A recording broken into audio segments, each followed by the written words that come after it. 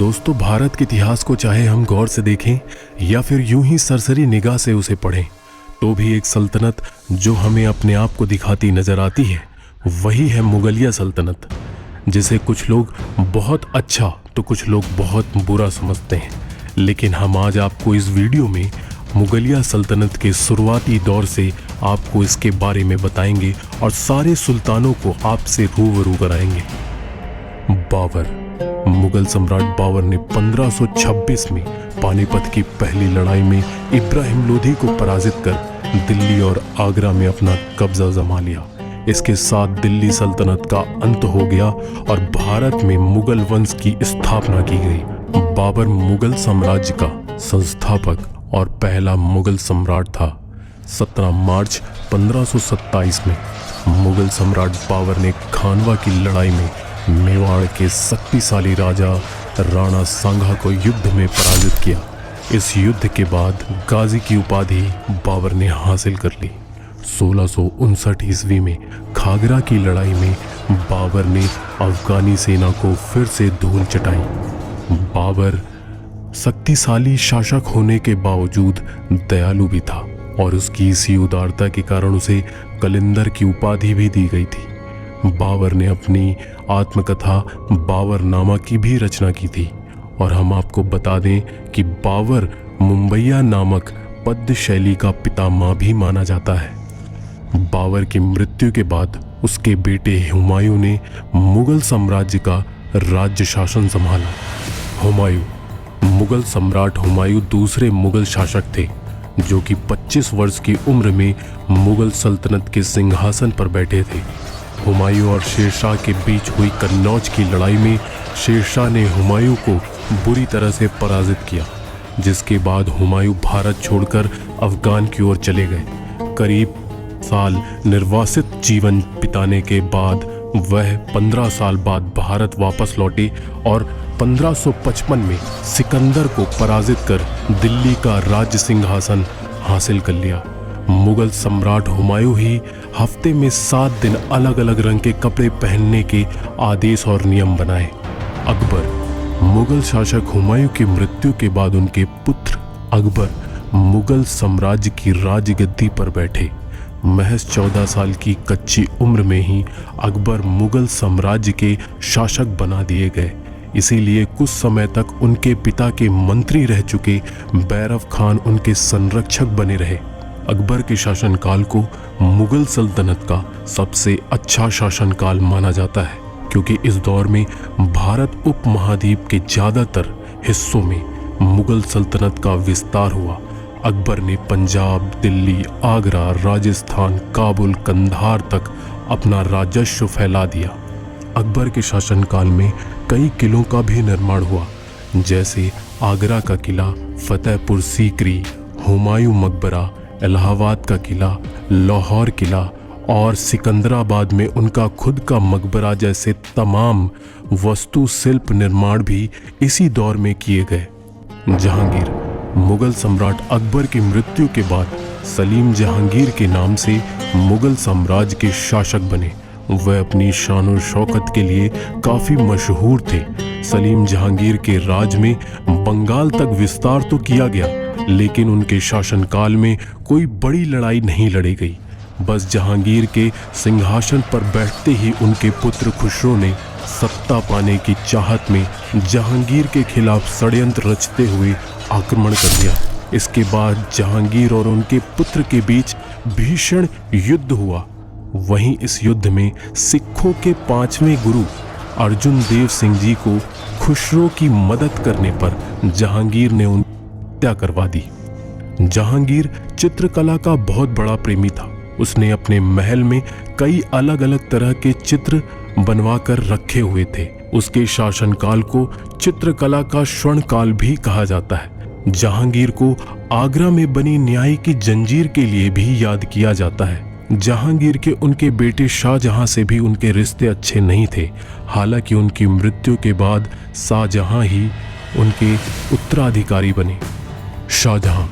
मुगल शासक शाहजहां को दुनिया के 7 अजूबों में से एक ताजमहल के निर्माण के लिए भी याद किया जाता है। उन्होंने अपनी बेगम मुमताज की याद में इस महल का निर्माण करवाया।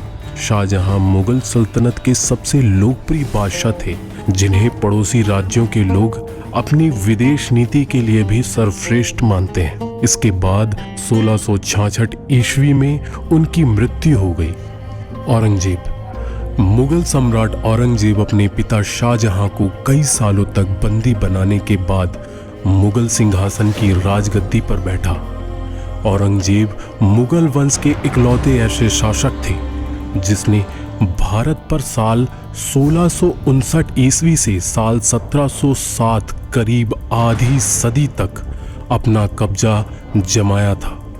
औरंगजेब ने अपने शासनकाल में भारतीय उपमहाद्वीपों के ज्यादातर हिस्सों में अपना कब्जा जमा लिया था।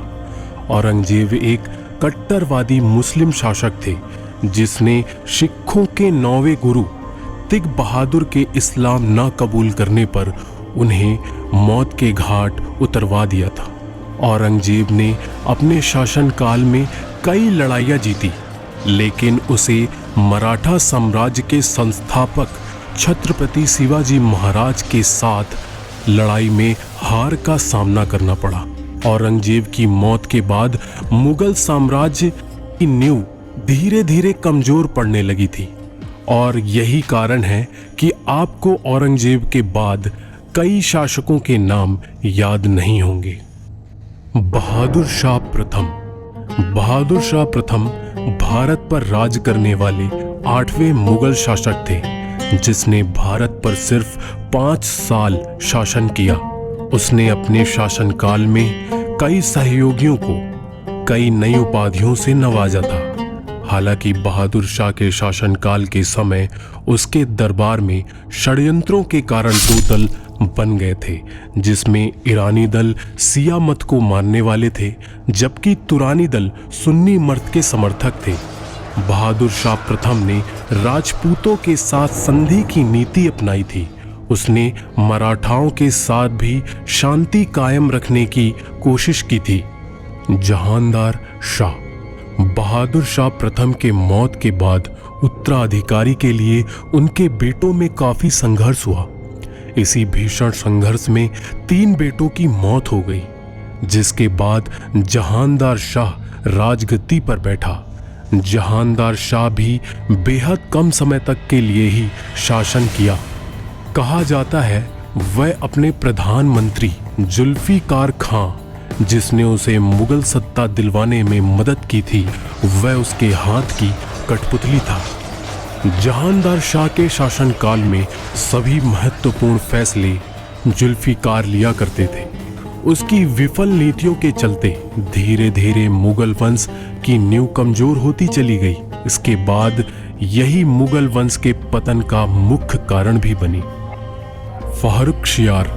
1713 में मुगल वंश के शासक बनने के बाद ही जुल्फिकार की फारुखशियार ने उसकी हत्या करा दी।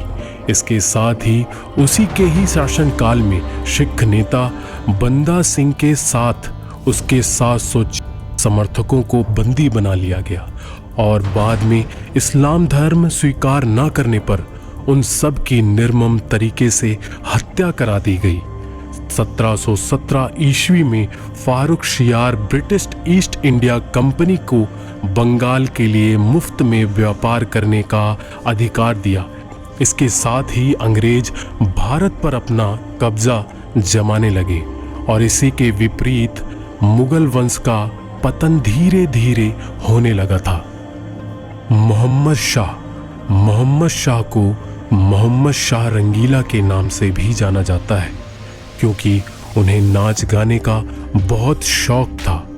साल 1739 ईस्वी में नादिर शाह ने भारत पर आक्रमण कर दिल्ली में लूटपाट मचाई थी। मोहम्मद शाह के शासनकाल के समय विदेशी शक्तियों ने भारत पर पैर पसारना शुरू कर दिया था, जिससे मुगल वंश का पतन होना तय था। इसी तरह मोहम्मद शाह को मुगल वंश के सबसे कमजोर शासक के रूप में याद किया जाता है। अहमद शाह बहादुर। अहमद शाह बहादुर ने मुगल सल्तनत पर करीब 6 साल तक ही शासन किया। उसके शासनकाल में राज्यों का कामकाज पुरुषों के साथ साथ महिलाएं भी देखरेख करती थी।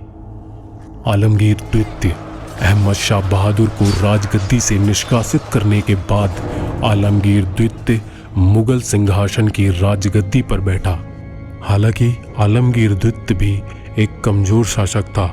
उसे सत्ता चलाने का कोई खास अनुभव नहीं था। उसके वजीर ने ही उसके खिलाफ षड्यंत्र करते हुए उसकी हत्या 1759 ईस्वी में करा दी थी। शाह आलम द्वितीय 1759 ईस्वी में आलमगीर के उत्तराधिकारी के रूप में मुगल सिंहासन की राजगद्दी पर बैठा था। बादशाह शाह आलम द्वितीय ईस्ट इंडिया कंपनी से इलाहाबाद के किले की संधि कर ली थी। इसी संधि के मुताबिक वह ईस्ट इंडिया कंपनी से मिल रही पेंशन से ही अपना जीवन यापन और अपना जीवन गुजर बसर करता था। अकबर शाह द्वितीय मुगल वंश का 18वां शासक था, जिसने करीब 31 साल तक शासन किया। हालांकि उसके शासनकाल में मुगल काल का सबसे कठिन दौर चल रहा था। उस समय मुगल पूरी तरह कमजोर पड़ चुके थे। उसे ब्रिटिश ईस्ट इंडिया कंपनी के सहारे अपना जीवन यापन करना पड़ रहा था। हालांकि उसके काल में उसके पास कोई भी वास्तविक शक्ति नहीं थी। वह सिर्फ एक नाम मात्र का शासक था। बहादुर शाह जफर मुगल वंश के अंतिम शासक थे। इन्होंने आज़ादी के पहले और स्वतंत्रता संग्राम तक अपना शासन किया।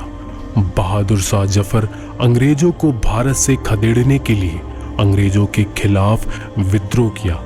हालांकि उनके पास उनके शासनकाल में कोई वास्तविक शक्तियां नहीं थी। वह अंग्रेजों पर ही आश्रित थे। सन 1857 में अंग्रेजों से लड़ाई में हार के बाद उन्हें म्यांमार भेज दिया गया, जहां पर 1862 में उनकी मृत्यु हो गई। और इसी तरह सदियों तक भारत पर राज कर चुके मुगलों का यहां पर अंत हो गया।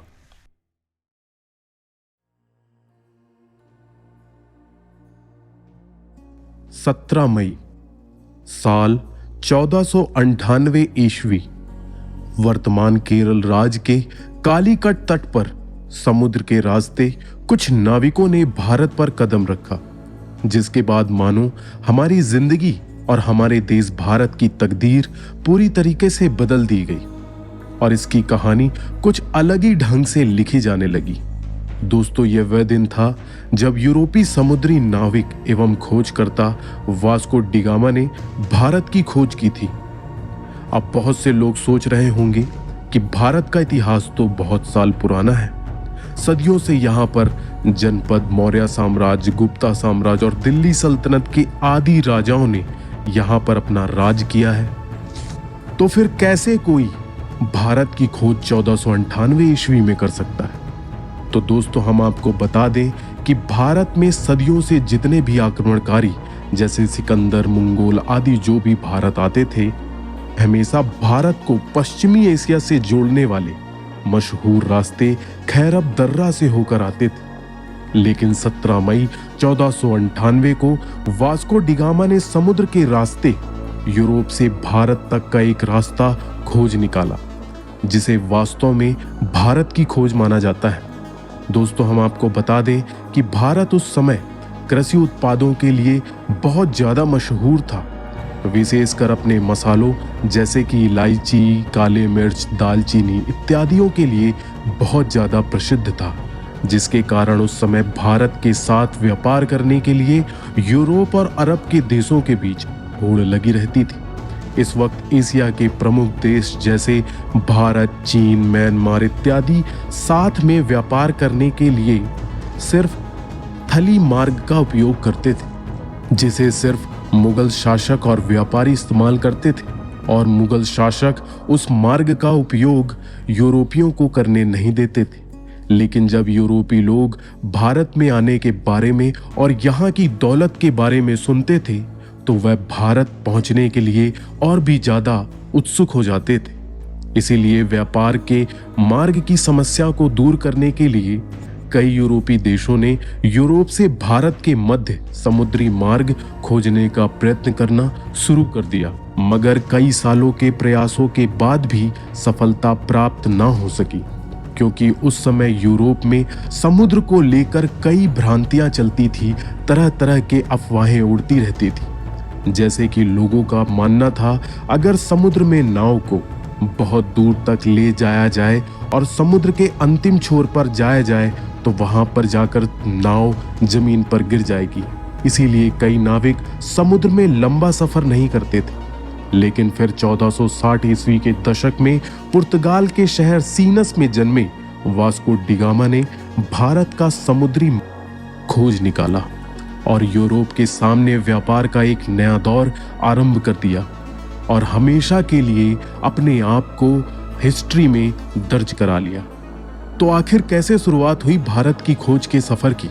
तो दोस्तों, वास्को डिगामा का जन्म 1460 के दशक के आसपास पुर्तगाल के सीनस शहर में हुआ था। उनके पिता स्टोरवा भी अच्छे नाविक एवं समुद्री खोजकर्ता थे। वास्को डिगामा का बचपन अपने पिता के साथ एक नाविक के तौर पर और कई यात्राओं के माहौल में बीता था। फिर साल 1480 में वास्को डिगामा ने अपने पिता का अनुसरण करते हुए पुर्तगाल नौसेना में वह शामिल हो गए।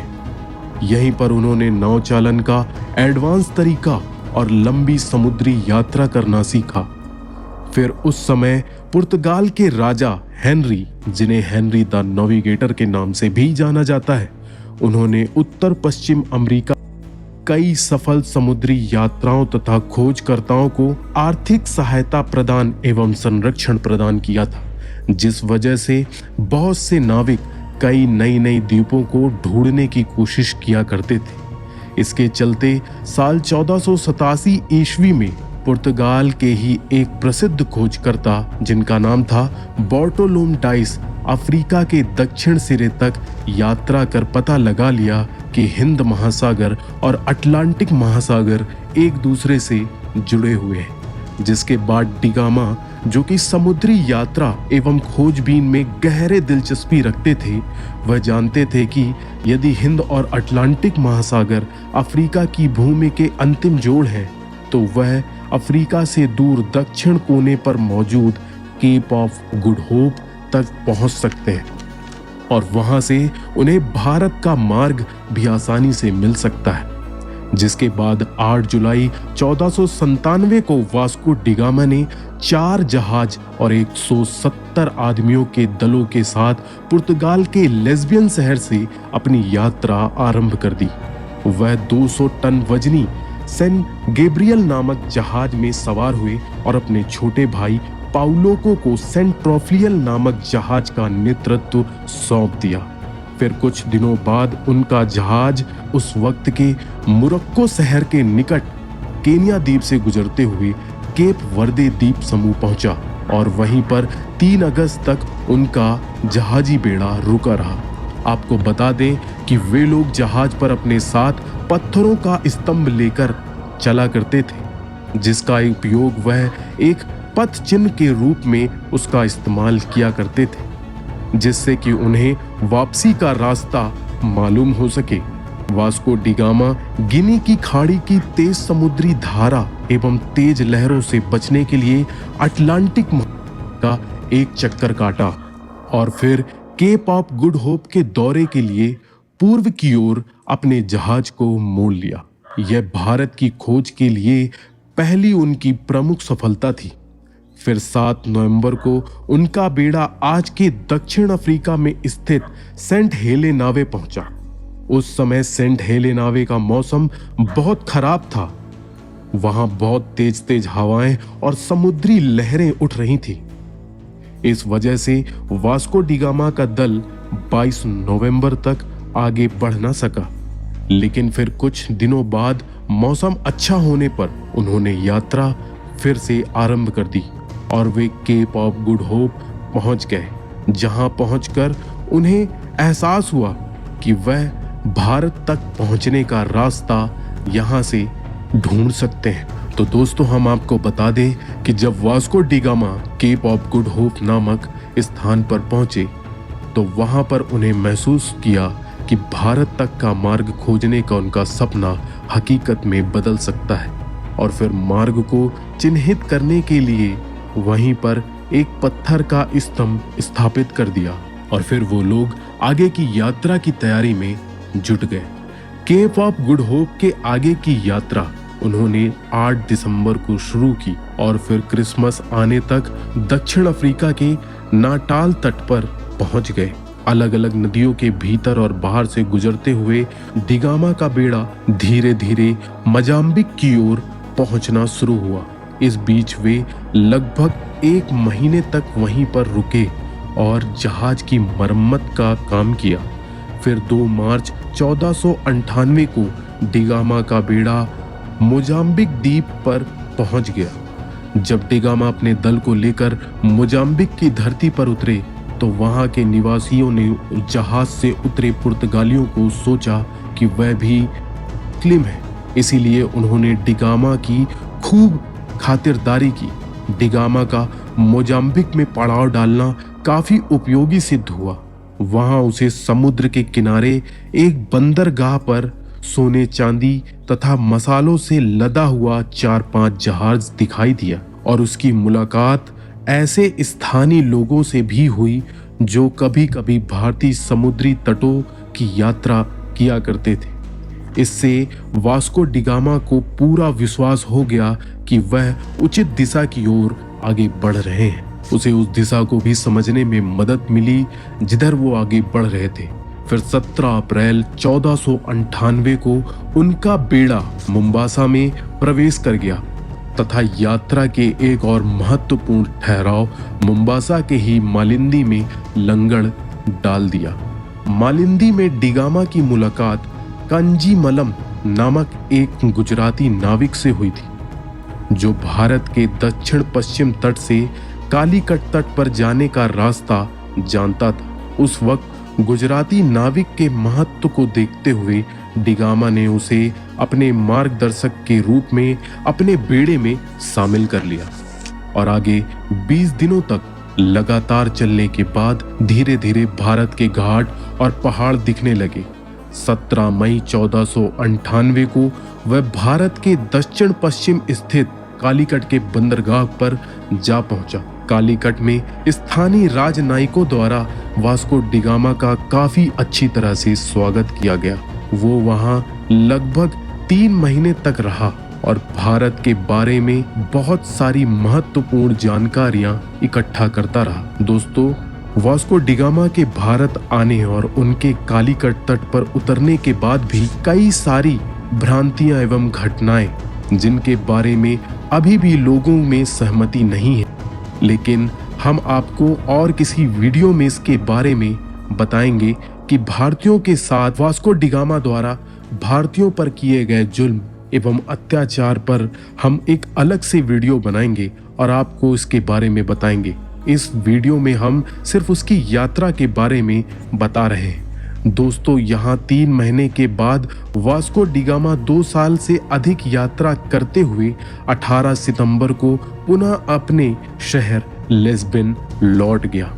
इस दौरान उसने लगभग 38,600 किलोमीटर की यात्रा की। और दोस्तों, आपको बता दें कि इस लंबी साहसिक यात्रा में उसके 116 साथियों की यात्रा के दौरान मृत्यु हो गई। वास्को डी गामा की इस उपलब्धि से पुर्तगाल के राजा बहुत खुश हुए थे तथा उन्होंने उसे दूसरी बार फिर से 1502 में भारत की यात्रा पर भेजा। कुछ इतिहासकारों का मानना है जब डी गामा विभिन्न प्रकार के भारतीय मसालों और रेशम के साथ अपने शहर पुर्तगाल लौटे तो उसे बेचकर ही उन्होंने यात्रा पर किए गए खर्च का 4 गुना मुनाफा कमा लिया था। दोस्तों, फिर 1524 में वास्को डी गामा की मृत्यु कालीकट तट पर ही हो गई जब वह अपनी तीसरी यात्रा पर भारत आए थे और कई इतिहासकारों के मुताबिक उनकी मृत्यु मलेरिया के कारण हुई थी। दोस्तों, जब डी गामा ने यूरोप और भारत के बीच का समुद्री मार्ग खोज लिया, तब डिगामा का नाम पूरे यूरोप में बहुत मशहूर हो गया था और उसकी इस साहसिक यात्रा की चर्चा दूर दूर तक यूरोपीय देशों तथा अन्य देशों में होने लगी थी तथा धीरे धीरे अन्य देश भी उसके द्वारा खोजे गए रास्ते से भारत आना शुरू हो गए, जिस वजह से पुर्तगालियों के बाद डाच, डेनिश, ब्रिटिश और फ्रांसीसी भी भारत आना शुरू हो गए। इसके बाद आगे के दशक में भारत में जो कुछ भी हुआ उसके बारे में आप तो अच्छी तरह से जानते।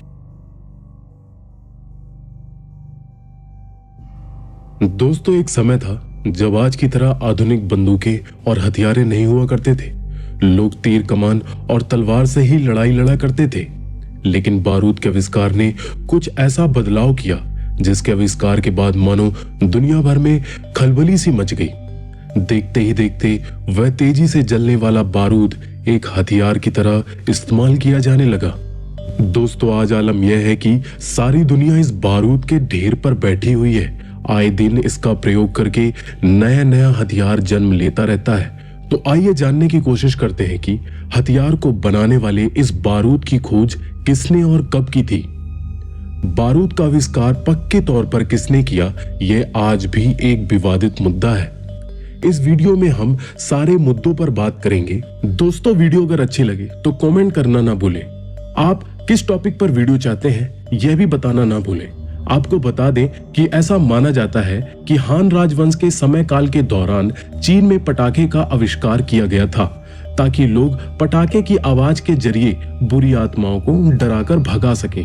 आपको यह भी बता दें कि हान राजवंश के लोग जोरदार आवाज के उत्पादन के लिए लकड़ियों के साथ साथ बांस को भी आग में फेंक दिया करते थे। आपको बता दें कि बांस में खोखले गड्ढे होते हैं जिनके अंदर हवा भरी होती है, जो गर्म होने पर बड़ी आवाज के साथ बांस फूलता है और बाद में वह फट जाता है। यह चीन के लोगों के लिए एक रोमांचक अनुभव था। उन लोगों का विश्वास था कि आत्माएं होती हैं और उन लोगों का मानना था कि लकड़ी के फटने से जो आवाज पैदा होती है वह बुरी आत्माओं को डराने के लिए काफी है और बुरी आत्माओं से छुटकारा पाना एक खुशी का संकेत था। इसीलिए बाद में बांस का फटना खुशी और उत्साह से जोड़ा जाने लगा।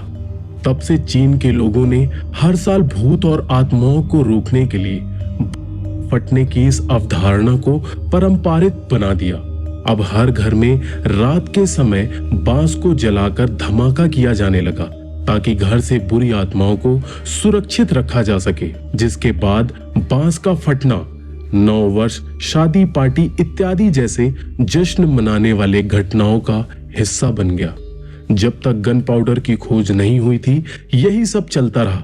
कहते हैं बारूद की खोज के लिए सबसे पहले चीन के एक व्यक्ति वी वो यांग का नाम लिया जाता है। कहते हैं सबसे पहले तकरीबन दूसरी सदी में उन्हें बारूद बनाने का आइडिया आया था। माना जाता है कि वी वो यांग ने अपनी खोज के चलते 3 अति शीघ्र जलने वाले तत्वों को मिलाया और उन्हें सबसे तेज जलने वाला एक पदार्थ मिला। बाद में इसे ही उन्होंने बारूद का नाम दिया। हालांकि अब तक वे कोई सफल बारूद बनाने में कामयाब नहीं हो सके थे। फिर उन्होंने इस खोज को आगे बढ़ाने का फैसला किया। बारूद बनाने के लिए उन्होंने सल्फर, कोयला, नमक का मिश्रण का प्रयोग किया। जब इन तीनों तत्वों में उन्होंने पोटेशियम नाइट्रेट को मिलाया तो उन्हें मिला दुनिया बदल देने वाला गन पाउडर। अपनी इस खोज की विधि को उन्होंने अपनी किताब में भी लिखा। उनके इस किताब को कई वैज्ञानिकों ने पढ़ा, पर उनमें से एक व्यक्ति को सफलता हाथ लगी।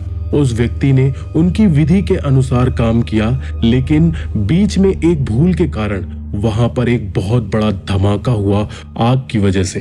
कहते हैं इस धमाके की वजह से उस व्यक्ति का पूरा चेहरा ही झुलस गया था और उसका पूरा घर तबाह हो गया था।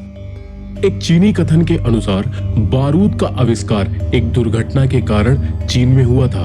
किसी शहर में मसालेदार खाना बनाते समय एक रसोइये ने सोडियम नाइट्रेट को आग में डाल दिया था, जिसके बाद आग में से लाल के साथ साथ नीली लपटें भी उठने लगी थी, जो कि चीनियों के लिए एक लुभावना माहौल क्रिएट कर रहा था। तो रंगीन लपटों को देखकर लोगों के बीच में उत्सुकता बढ़ गई। फिर रसोई के प्रधान ने सल्फर पेपर के साथ कोयला व सल्फर का मिश्रण आग में डाल दिया, जिसके बाद तेज आवाज के साथ रंगीन लपटें उठने लगी। इसके बाद आतिशबाजी करने के लिए इसका इस्तेमाल किया जाने लगा। वहीं कुछ लोगों की अवधारणा है कि गन पाउडर का आविष्कार गलती के रूप में चीन में हुआ था। आपको बता दें, उस समय के लोग अनेकों वस्तु तथा पदार्थों का मिश्रण करते थे और उसकी प्रतिक्रिया देखने में उन्हें बहुत मजा आता था। इस तरह एक व्यक्ति ने गंधक, कोयला और सल्फर नाइट्रेट का मिश्रण किया।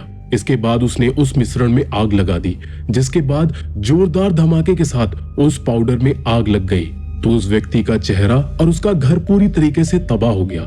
इस तरह उन्हें गन पाउडर की खोज की। तब उन्हें खुद नहीं पता था कि इस पाउडर का इस्तेमाल कैसे करना है। फिर वे लोग अपनी परंपरा के अनुसार गन पाउडर को विस्फोट करने के लिए खोखले बांस के भीतर भर देते थे, जिसे जलाने पर जोर की आवाज उत्पन्न होती थी। इसी तरह 9वीं और 10वीं शताब्दी तक इसका इस्तेमाल आतिशबाजी के लिए ही किया जाता था। धीरे धीरे इसका विस्तार हुआ और चीन ने बारूद के इस्तेमाल का नया तरीका ढूंढना शुरू कर दिया।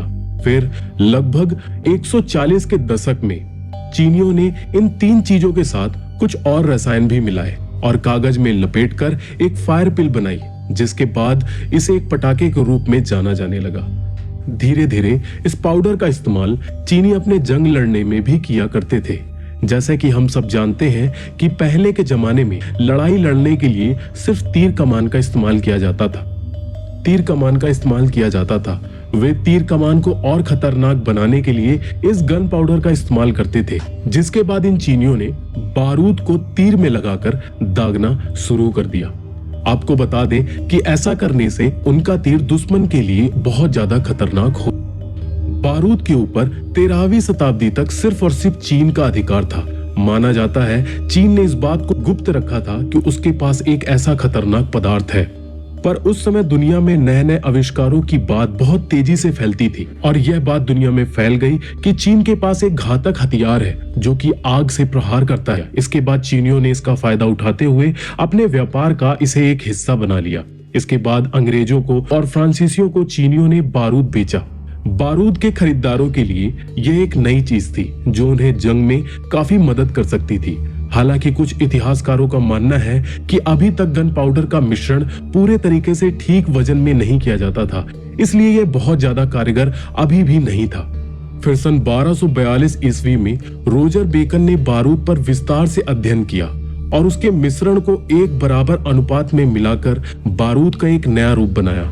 उन्होंने अपनी पुस्तक में इसका जिक्र करते हुए उल्लेख किया कि मैंने शौर्य, गंधक और कोयले का एक मिश्रण तैयार किया। फिर मैंने उस पर आग लगाई। परिणाम स्वरूप आग उत्पन्न हुई और आग के तुरंत बाद बादल के गरजने जैसी आवाज उत्पन्न हुई। इस परिणाम के आधार पर यह सिद्ध हो जाता है कि रोजर बेकन ने बारूद का आविष्कार यहाँ पर तो कर दिया था, पर रोजर बेकन ये नहीं जानता था कि इस बारूद का आगे किस तरीके से इस्तेमाल किया जाए और इसका इस्तेमाल किस तरीके से किया जा सकता है। बहुत समय के बाद एक अन्य व्यक्ति ने इस क्षेत्र में और प्रयास किया जो रोज बेकन के 100 वर्ष के बाद आया था। उसका नाम था बाउथहोल्ड शॉर्ट्स, जो कि फ्री बेकन का रहने वाला था। उसने इस बारूद के इस्तेमाल का कई नया तरीका ढूंढ निकाला। उसमें से एक था तोप का इस्तेमाल। दोस्तों, उस समय बारूद का इस्तेमाल तोप में सबसे ज्यादा किया जाता था। कहा जाता है कि दुश्मन तोप की आवाज सुनकर ही डर जाता था। तो दोस्तों, इस तरह से बारूद का आविष्कार हुआ और बारूद के आविष्कार के कारण आज दुनिया बारूद के एक ढेर पर बैठी हुई है। तो दोस्तों, हम आगे की वीडियो में गन और तोप के आविष्कार के शुरुआती दौर के बारे में आपको इसका पूरा इतिहास बताएंगे। दोस्तों, अगर ये वीडियो आपके लिए इंफॉर्मेटिव रहा तो वीडियो को लाइक कर दें, सब्सक्राइब करना ना भूलें चैनल को कि आगे की नोटिफिकेशन आपको मिलती।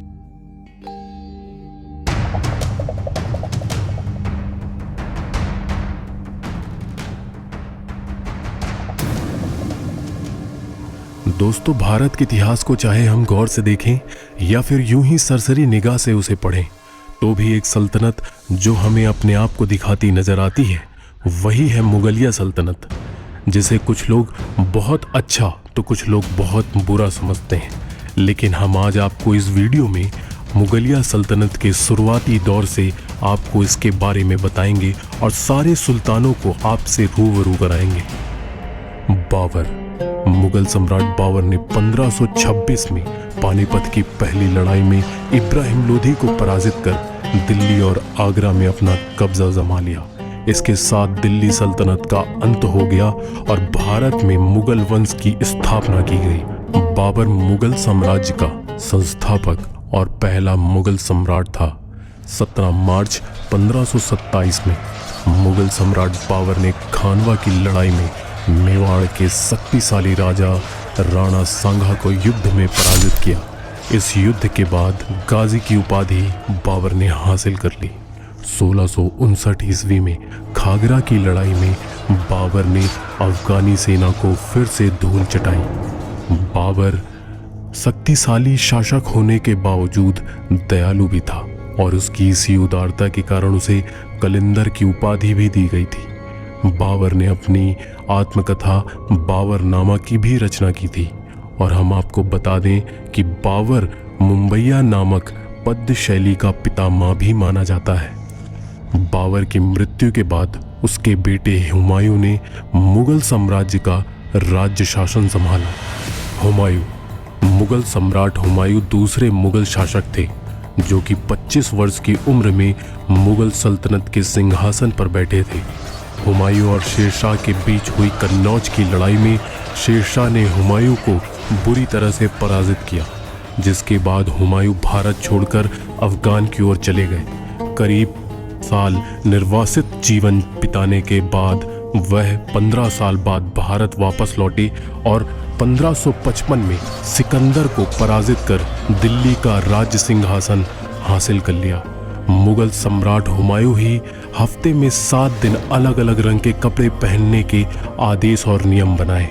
अकबर मुगल शासक हुमायूं की मृत्यु के बाद उनके पुत्र अकबर मुगल साम्राज्य की राजगद्दी पर बैठे। महज 14 साल की कच्ची उम्र में ही अकबर मुगल साम्राज्य के शासक बना दिए गए। इसीलिए कुछ समय तक उनके पिता के मंत्री रह चुके बैरव खान उनके संरक्षक बने रहे।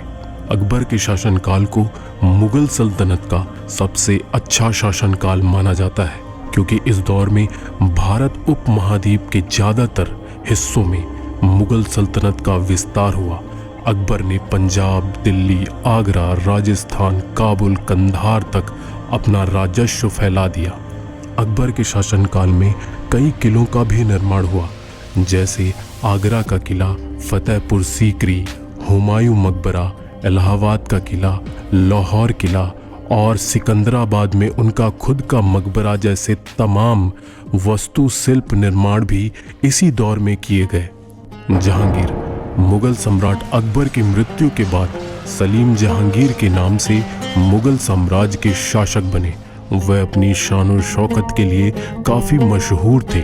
सलीम जहांगीर के राज में बंगाल तक विस्तार तो किया गया, लेकिन उनके शासनकाल में कोई बड़ी लड़ाई नहीं लड़ी गई।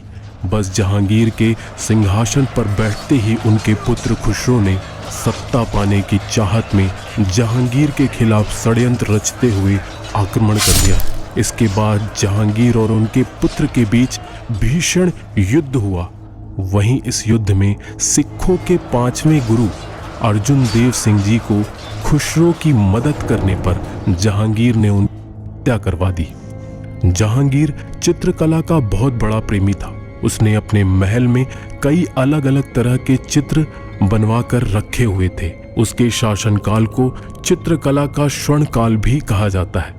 जहांगीर को आगरा में बनी न्याय की जंजीर के लिए भी याद किया जाता है। जहांगीर के उनके बेटे शाहजहां से भी उनके रिश्ते अच्छे नहीं थे। हालांकि उनकी मृत्यु के बाद शाहजहां ही उनके उत्तराधिकारी बने। शाहजहां मुगल शासक शाहजहां को दुनिया के 7 अजूबों में से एक ताजमहल के निर्माण के लिए भी याद किया जाता है। उन्होंने अपनी बेगम मुमताज की याद में इस महल का निर्माण करवाया। शाहजहां मुगल सल्तनत के सबसे लोकप्रिय बादशाह थे, जिन्हें पड़ोसी राज्यों के लोग अपनी विदेश नीति के लिए भी सर्वश्रेष्ठ मानते हैं। इसके बाद 1666 ईस्वी में उनकी मृत्यु हो गई। औरंगजेब मुगल सम्राट औरंगजेब अपने पिता शाहजहां को कई सालों तक बंदी बनाने के बाद मुगल सिंहासन की राजगद्दी पर बैठा। औरंगजेब मुगल वंश के इकलौते ऐसे शासक थे जिसने भारत पर साल 1659 ईस्वी से साल 1707 करीब आधी सदी तक अपना कब्जा जमाया था। औरंगजेब ने अपने शासनकाल में भारतीय उपमहाद्वीपों के ज्यादातर हिस्सों में अपना कब्जा जमा लिया था। औरंगजेब एक कट्टरवादी मुस्लिम शासक थे जिसने सिखों के 9वें गुरु तिग बहादुर के इस्लाम न कबूल करने पर उन्हें मौत के घाट उतरवा दिया था। औरंगजेब ने अपने शासनकाल में कई लड़ाइयां जीती, लेकिन उसे मराठा साम्राज्य के संस्थापक छत्रपति शिवाजी महाराज के साथ लड़ाई में हार का सामना करना पड़ा। औरंगजेब की मौत के बाद मुगल साम्राज्य की नींव धीरे धीरे कमजोर पड़ने लगी थी और यही कारण है कि आपको औरंगजेब के बाद कई शासकों के नाम याद नहीं होंगे। बहादुर शाह प्रथम। बहादुर शाह प्रथम भारत पर राज करने वाले 8वें मुगल शासक थे जिसने भारत पर सिर्फ 5 साल शासन किया। उसने अपने शासनकाल में कई सहयोगियों को कई नई उपाधियों से नवाजा था। हालांकि बहादुर शाह के शासनकाल के समय उसके दरबार में षड्यंत्रों के कारण 2 दल बन गए थे, जिसमें ईरानी दल शिया मत को मानने वाले थे जबकि तुरानी दल सुन्नी मत के समर्थक थे। बहादुर शाह प्रथम ने राजपूतों के साथ संधि की नीति अपनाई थी। उसने मराठाओं के साथ भी शांति कायम रखने की कोशिश की थी। जहांदार शाह। बहादुर शाह प्रथम के मौत के बाद उत्तराधिकारी के लिए उनके बेटों में काफी संघर्ष हुआ। इसी भीषण संघर्ष में 3 बेटों की मौत हो गई, जिसके बाद जहांदार शाह राजगद्दी पर बैठा। जहांदार शाह भी बेहद कम समय तक के लिए ही शासन किया।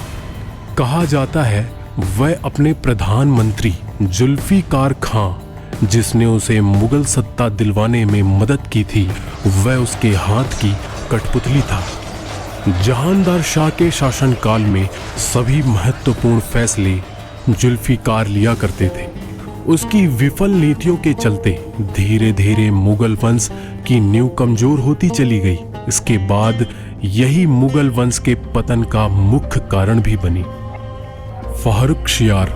1713 में मुगल वंश के शासक बनने के बाद ही जुल्फिकार की फारुखशियार ने उसकी हत्या करा दी।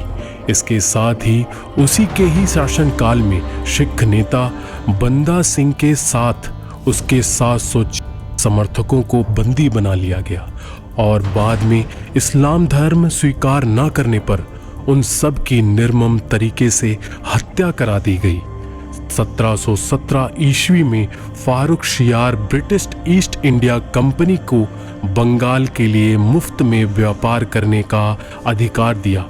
इसके साथ ही अंग्रेज भारत पर अपना कब्जा जमाने लगे और इसी के विपरीत मुगल वंश का पतन धीरे धीरे होने लगा था। मोहम्मद शाह। मोहम्मद शाह को मोहम्मद शाह रंगीला के नाम से भी जाना जाता है क्योंकि उन्हें नाच गाने का बहुत शौक था।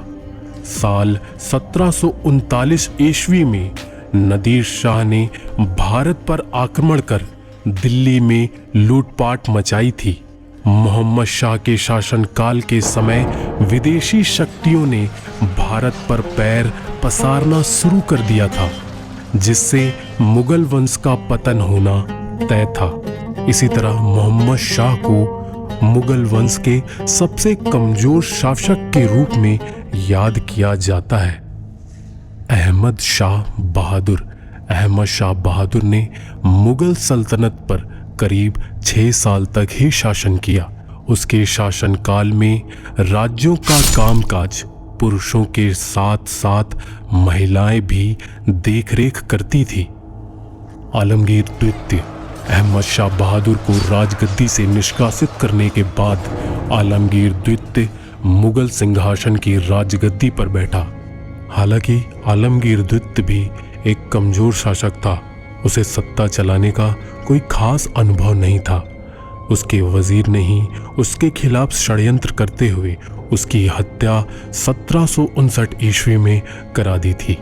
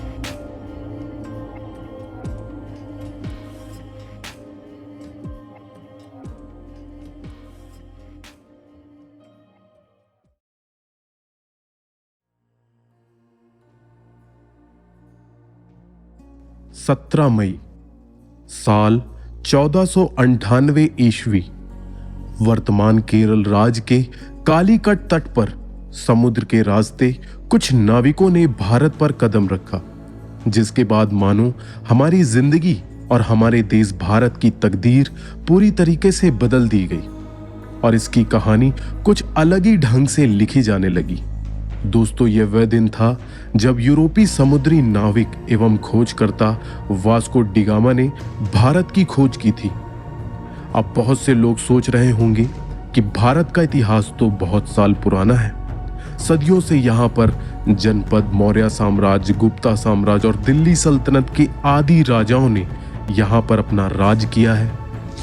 तो फिर कैसे कोई भारत की खोज 1498 ईस्वी में कर सकता है? तो दोस्तों, हम आपको बता दें कि भारत में सदियों से जितने भी आक्रमणकारी जैसे सिकंदर, मंगोल आदि जो भी भारत आते थे, हमेशा भारत को पश्चिमी एशिया से जोड़ने वाले मशहूर रास्ते खैरब दर्रा से होकर आते थे। लेकिन 17 मई 1498 को वास्को डिगामा ने समुद्र के रास्ते यूरोप से भारत तक का एक रास्ता खोज निकाला, जिसे वास्तव में भारत की खोज माना जाता है। दोस्तों, हम आपको बता दें कि भारत उस समय कृषि उत्पादों के लिए बहुत ज्यादा मशहूर था, विशेषकर अपने मसालों जैसे कि इलायची, काले मिर्च, दालचीनी इत्यादियों के लिए बहुत ज्यादा प्रसिद्ध था, जिसके कारण उस समय भारत के साथ व्यापार करने के लिए यूरोप और अरब के देशों के बीच होड़ लगी रहती थी। इस वक्त एशिया के प्रमुख देश जैसे भारत, चीन, म्यांमार इत्यादि साथ में व्यापार करने के लिए सिर्फ थली मार्ग का उपयोग करते थे, जिसे सिर्फ मुगल शासक और व्यापारी इस्तेमाल करते थे, और मुगल शासक उस मार्ग का उपयोग यूरोपियों को करने नहीं देते थे।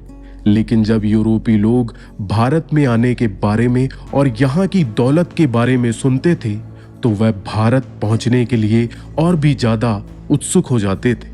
इसीलिए व्यापार के मार्ग की समस्या को दूर करने के लिए कई यूरोपीय देशों ने यूरोप से भारत के मध्य समुद्री मार्ग खोजने का प्रयत्न करना शुरू कर दिया, मगर कई सालों के प्रयासों के बाद भी सफलता प्राप्त न हो सकी, क्योंकि उस समय यूरोप में समुद्र को लेकर कई भ्रांतियां चलती थी, तरह तरह के अफवाहें उड़ती रहती थी। जैसे कि लोगों का मानना था, अगर समुद्र में नाव को बहुत दूर तक ले जाया जाए और समुद्र के अंतिम छोर पर जाया जाए तो वहां पर जाकर नाव जमीन पर गिर जाएगी। इसीलिए कई नाविक समुद्र में लंबा सफर नहीं करते थे। लेकिन फिर 1460 ईस्वी के दशक में पुर्तगाल के शहर सीनस में जन्मे वास्को डिगामा ने भारत का समुद्री खोज निकाला और यूरोप के सामने व्यापार का एक नया दौर आरंभ कर दिया और हमेशा के लिए अपने आप को हिस्ट्री में दर्ज करा लिया। तो आखिर कैसे शुरुआत हुई भारत की खोज के सफर की? तो दोस्तों, वास्को डिगामा का जन्म 1460 के दशक के आसपास पुर्तगाल के सीनस शहर में हुआ था। उनके पिता स्टोरवा भी अच्छे नाविक एवं समुद्री खोजकर्ता थे। वास्को डिगामा का बचपन अपने पिता के साथ एक नाविक के तौर पर और कई यात्राओं के माहौल में बीता था। फिर साल 1480 में वास्को डिगामा ने अपने पिता का अनुसरण करते हुए पुर्तगाल नौसेना में वह शामिल हो गए।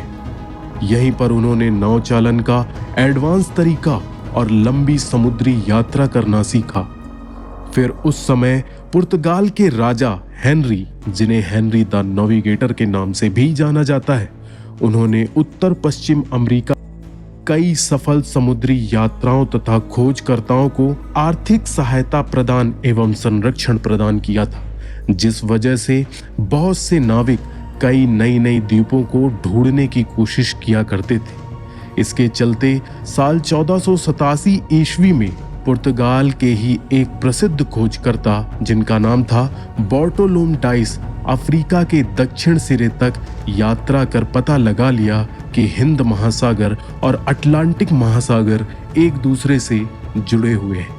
जिसके बाद डिगामा, जो कि समुद्री यात्रा एवं खोजबीन में गहरे दिलचस्पी रखते थे, वह जानते थे कि यदि हिंद और अटलांटिक महासागर अफ्रीका की भूमि के अंतिम जोड़ है तो वह अफ्रीका से दूर दक्षिण कोने पर मौजूद केप ऑफ गुड होप तक पहुंच सकते हैं और वहां से उन्हें भारत का मार्ग भी आसानी से मिल सकता है।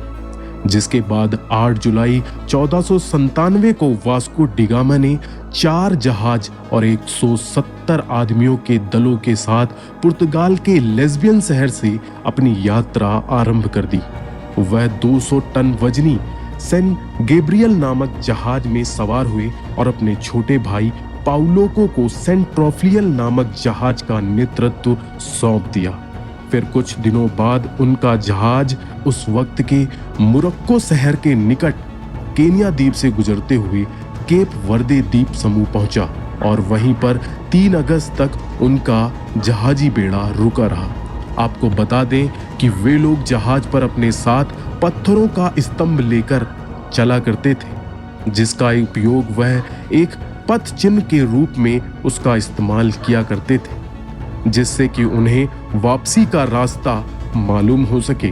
वास्को डिगामा गिनी की खाड़ी की तेज समुद्री धारा एवं तेज लहरों से बचने के लिए अटलांटिक का एक चक्कर काटा और फिर केप ऑफ गुड होप के दौरे के लिए पूर्व की ओर अपने जहाज को मोड़ लिया। यह भारत की खोज के लिए पहली उनकी प्रमुख सफलता थी। फिर 7 नवंबर को उनका बेड़ा आज के दक्षिण अफ्रीका में स्थित सेंट हेलेनावे पहुंचा। उस समय सेंट हेलेनावे का मौसम बहुत खराब था। वहां बहुत तेज तेज हवाएं और समुद्री लहरें उठ रही थी। इस वजह से वास्को डिगामा का दल 22 नवंबर तक आगे बढ़ ना सका।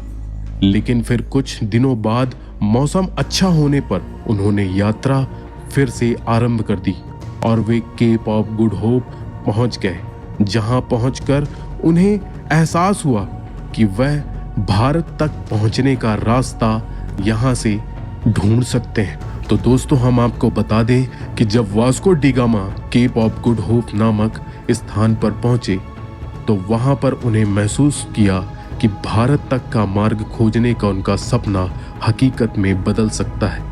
और फिर मार्ग को चिन्हित करने के लिए वहीं पर एक पत्थर का स्तंभ स्थापित कर दिया और फिर वो लोग आगे की यात्रा की तैयारी में जुट गए। केप ऑफ गुड होप के आगे की यात्रा उन्होंने 8 दिसंबर को शुरू की और फिर क्रिसमस आने तक दक्षिण अफ्रीका के नाटाल तट पर पहुंच गए। अलग अलग नदियों के भीतर और बाहर से गुजरते हुए डिगामा का बेड़ा धीरे धीरे मोजाम्बिक की ओर पहुंचना शुरू हुआ। इस बीच वे लगभग 1 महीने तक वहीं पर रुके और जहाज की मरम्मत का काम किया। फिर 2 मार्च 1498 को डिगामा का बेड़ा मोजाम्बिक द्वीप पर पहुंच गया। जब डिगामा अपने दल को लेकर मोजाम्बिक की धरती पर उतरे तो वहां के निवासियों ने जहाज से उतरे पुर्तगालियों को सोचा कि वह भी मुस्लिम है, इसीलिए उन्होंने डिगामा की खूब खातिरदारी की। डिगामा का मोजाम्बिक में पड़ाव डालना काफी उपयोगी सिद्ध हुआ।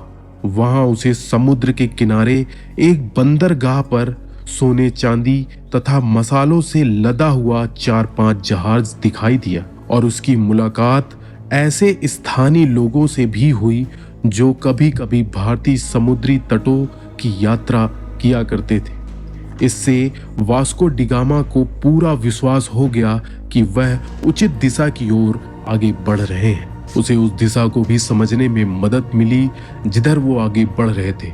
फिर 17 अप्रैल 1498 को उनका बेड़ा मोम्बासा में प्रवेश कर गया तथा यात्रा के एक और महत्वपूर्ण ठहराव मोम्बासा के ही मालिंदी में लंगर डाल दिया।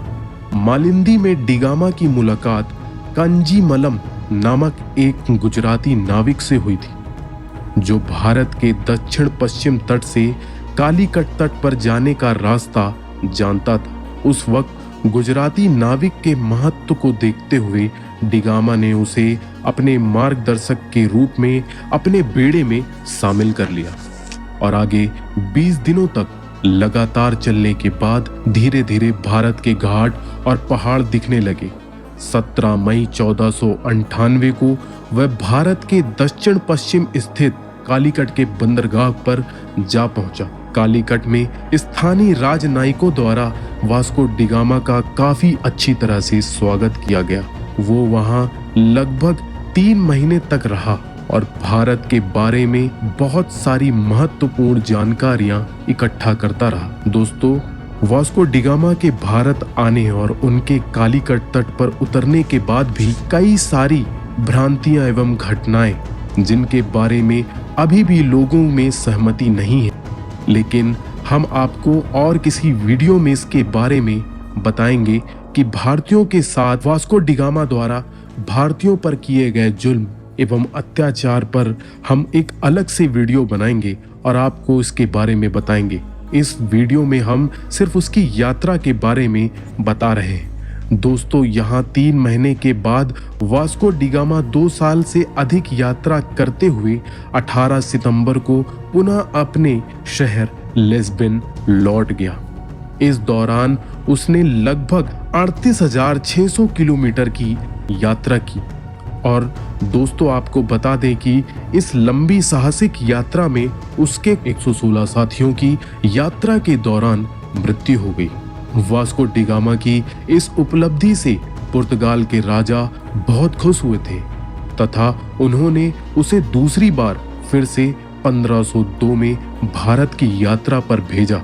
कुछ इतिहासकारों का मानना है जब डिगामा विभिन्न प्रकार के भारतीय मसालों और रेशम के साथ अपने शहर पुर्तगाल लौटे तो उसे बेचकर ही उन्होंने यात्रा पर किए गए खर्च का 4 गुना मुनाफा कमा लिया था। दोस्तों, फिर 1524 में वास्को डिगामा की मृत्यु कालीकट तट पर ही हो गई जब वह अपनी तीसरी यात्रा पर भारत आए थे और कई इतिहासकारों के मुताबिक उनकी मृत्यु मलेरिया के कारण हुई थी। दोस्तों, जब डिगामा ने यूरोप और भारत के बीच का समुद्री मार्ग खोज लिया तब डिगामा का नाम पूरे यूरोप में बहुत मशहूर हो गया था और उसकी इस साहसिक यात्रा की चर्चा दूर दूर तक यूरोपीय देशों तथा अन्य देशों में होने लगी थी तथा धीरे धीरे अन्य देश भी उसके द्वारा खोजे गए रास्ते से भारत आना शुरू हो गए, जिस वजह से पुर्तगालियों के बाद डाच, डेनिश, ब्रिटिश और फ्रांसीसी भी भारत आना शुरू हो गए। इसके बाद आगे के दशक में भारत में जो कुछ भी हुआ उसके बारे में आप तो अच्छी तरह से जानते। दोस्तों, एक समय था जब आज की तरह आधुनिक बंदूकें और हथियारें नहीं हुआ करते थे। लोग तीर कमान और तलवार से ही लड़ाई लड़ा करते थे। लेकिन बारूद के आविष्कार ने कुछ ऐसा बदलाव किया जिसके आविष्कार के बाद मानो दुनिया भर में खलबली सी मच गई। देखते ही देखते वह तेजी से जलने वाला बारूद एक हथियार की तरह इस्तेमाल किया जाने लगा। दोस्तों, आज आलम यह है कि सारी दुनिया इस बारूद के ढेर पर बैठी हुई है। आए दिन इसका प्रयोग करके नया नया हथियार जन्म लेता रहता है। तो आइए जानने की कोशिश करते हैं कि हथियार को बनाने वाले इस बारूद की खोज किसने और कब की थी। बारूद का आविष्कार पक्के तौर पर किसने किया, यह आज भी एक विवादित मुद्दा है। इस वीडियो में हम सारे मुद्दों पर बात करेंगे। दोस्तों, वीडियो अगर अच्छी लगे तो कमेंट करना ना भूलें। आप किस टॉपिक पर वीडियो चाहते हैं यह भी बताना ना भूलें। आपको बता दें कि ऐसा माना जाता है कि हान राजवंश के समय काल के दौरान चीन में पटाखे का आविष्कार किया गया था ताकि लोग पटाखे की आवाज के जरिए बुरी आत्माओं को डराकर भगा सके। आपको यह भी बता दें कि हान राजवंश के लोग जोरदार आवाज के उत्पादन के लिए लकड़ियों के साथ साथ बांस को भी आग में फेंक दिया करते थे। आपको बता दें कि बांस में खोखले गड्ढे होते हैं जिनके अंदर हवा भरी होती है, जो गर्म होने पर बड़ी आवाज के साथ बांस फूलता है और बाद में वह फट जाता है। यह चीन के लोगों के लिए एक रोमांचक अनुभव था। उन लोगों का विश्वास था कि आत्माएं होती हैं और उन लोगों का मानना था कि लकड़ी के फटने से जो आवाज पैदा होती है वह बुरी आत्माओं को डराने के लिए काफी है और बुरी आत्माओं से छुटकारा पाना एक खुशी का संकेत था। इसीलिए बाद में बांस का फटना खुशी और उत्साह से जोड़ा जाने लगा। तब से चीन के लोगों ने हर साल भूत और आत्माओं को रोकने के लिए फटने की इस अवधारणा को पारंपरिक बना दिया। अब हर घर में रात के समय बांस को जलाकर धमाका किया जाने लगा ताकि घर से बुरी आत्माओं को सुरक्षित रखा जा सके। जिसके बाद बांस का फटना नव वर्ष, शादी पार्टी इत्यादि जैसे जश्न मनाने वाले घटनाओं का हिस्सा बन गया। जब तक गन पाउडर की खोज नहीं हुई थी यही सब चलता रहा। कहते हैं बारूद की खोज के लिए सबसे पहले चीन के एक व्यक्ति वी वो यांग का नाम लिया जाता है। कहते हैं सबसे पहले तकरीबन दूसरी सदी में उन्हें बारूद बनाने का आइडिया आया था। माना जाता है कि वी वो यांग ने अपनी खोज के चलते 3 अति शीघ्र जलने वाले तत्वों को मिलाया और उन्हें सबसे तेज जलने वाला एक पदार्थ मिला। बाद में इसे ही उन्होंने बारूद का नाम दिया। हालांकि अब तक वे कोई सफल बारूद बनाने में कामयाब नहीं हो सके थे। फिर उन्होंने इस खोज को आगे बढ़ाने का फैसला किया। बारूद बनाने के लिए उन्होंने सल्फर, कोयला, नमक का मिश्रण का प्रयोग किया। जब इन तीनों तत्वों में उन्होंने पोटेशियम नाइट्रेट को मिलाया तो उन्हें मिला दुनिया बदल देने वाला गन पाउडर। अपनी इस खोज की विधि को उन्होंने अपनी किताब में भी लिखा। उनके इस किताब को कई वैज्ञानिकों ने पढ़ा पर उनमें से एक व्यक्ति को सफलता हाथ लगी। उस व्यक्ति ने उनकी विधि के अनुसार काम किया लेकिन बीच में एक भूल के कारण वहां पर एक बहुत बड़ा धमाका हुआ आग की वजह से। कहते हैं इस धमाके की वजह से उस व्यक्ति का पूरा चेहरा ही झुलस गया था और उसका पूरा घर तबाह हो गया था। एक चीनी कथन के अनुसार बारूद का आविष्कार एक दुर्घटना के कारण चीन में हुआ था। किसी शहर में मसालेदार खाना बनाते समय एक रसोइये ने सोडियम नाइट्रेट को आग में डाल दिया था, जिसके बाद आग में से लाल के साथ साथ नीली लपटें भी उठने लगी थी, जो कि चीनियों के लिए एक लुभावना माहौल क्रिएट कर रहा था।